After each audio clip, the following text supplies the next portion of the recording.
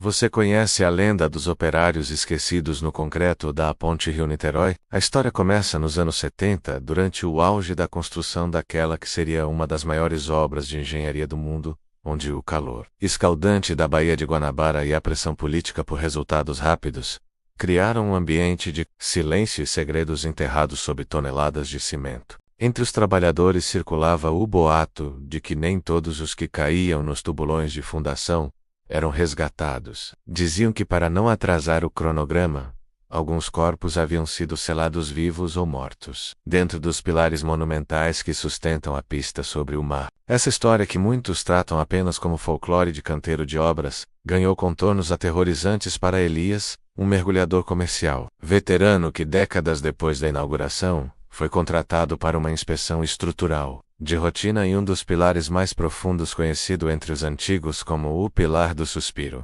Elias preparava seu equipamento no convés de uma balsa desgastada, sentindo o cheiro de óleo diesel e maresia que impregnava o ar pesado daquela manhã nublada. Seu parceiro de mergulho, um jovem chamado Marcos, que trazia no rosto a ansiedade dos iniciantes, checava as câmeras de vídeo enquanto olhava para a estrutura colossal da ponte que cortava o céu como uma cicatriz de concreto. O mar ali embaixo não era azul, era de um verde turvo, quase negro, escondendo as correntes traiçoeiras que sopravam do oceano em direção ao interior da baía. Antes do submerger, Elias ouviu um aviso de um velho pescador que passava em um barco de madeira.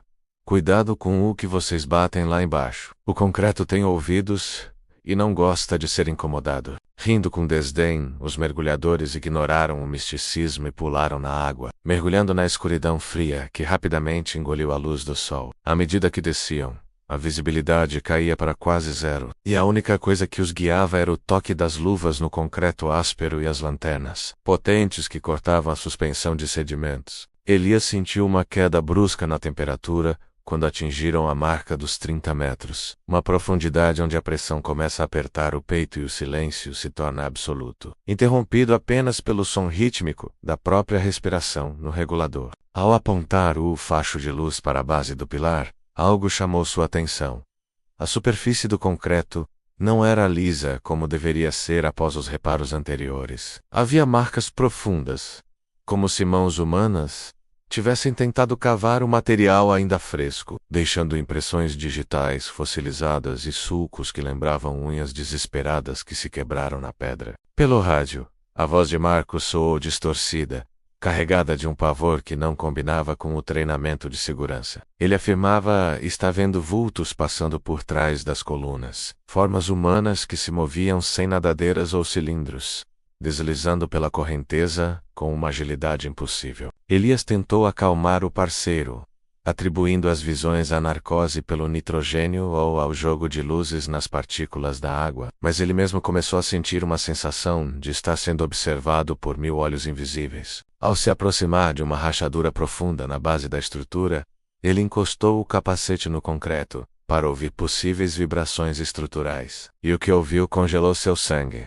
Não era o som das ondas ou do trânsito acima, mas um coro de batidas rítmicas vindas de dentro do pilar, acompanhadas por gemidos abafados que pareciam clamar por ar. O pânico de Marcos atingiu o ápice quando o jovem mergulhador gritou que algo havia segurado sua perna. Elias girou o corpo e viu, através da água turva, que uma mão pálida e descascada, com a textura de cimento molhado, emergia diretamente do interior do pilar sólido, agarrando o tornozelo de Marcos com uma força sobrenatural. Não havia fenda ali.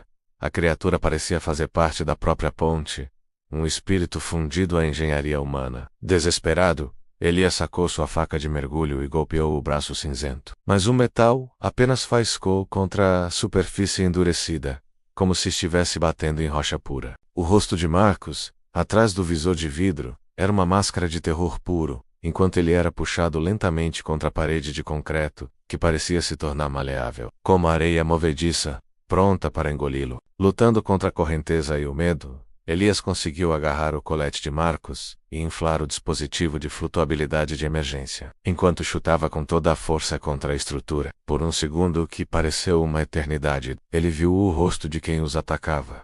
Um operário com trajes de 50 anos atrás, cujos olhos eram apenas buracos vazios preenchidos por água salgada e concreto. Com um solavanco violento, A mão se soltou, deixando marcas de dedos impressas no metal do cilindro de Marcos, e os dois mergulhadores subiram em uma ascensão perigosa, ignorando as tabelas de descompressão. Quando emergiram na superfície ofegantes e trêmulos, o sol da tarde parecia mais frio e a ponte, Rio-Niterói, não era mais apenas um monumento ao progresso, mas um mausoléu gigante que rugia com o som dos carros passando lá no alto. Marcos nunca mais voltou ao mar e desenvolveu uma fobia paralisante de qualquer construção em concreto, jurando que ainda sentia o toque frio do operário em seus sonhos. Elias, por sua vez, entregou o relatório técnico omitindo os detalhes sobrenaturais, para não ser considerado louco, mas incluiu uma observação enigmática sobre a instabilidade orgânica da fundação. Meses depois, ao passar pela ponte de carro durante uma tempestade, ele parou o veículo no acostamento e olhou para baixo,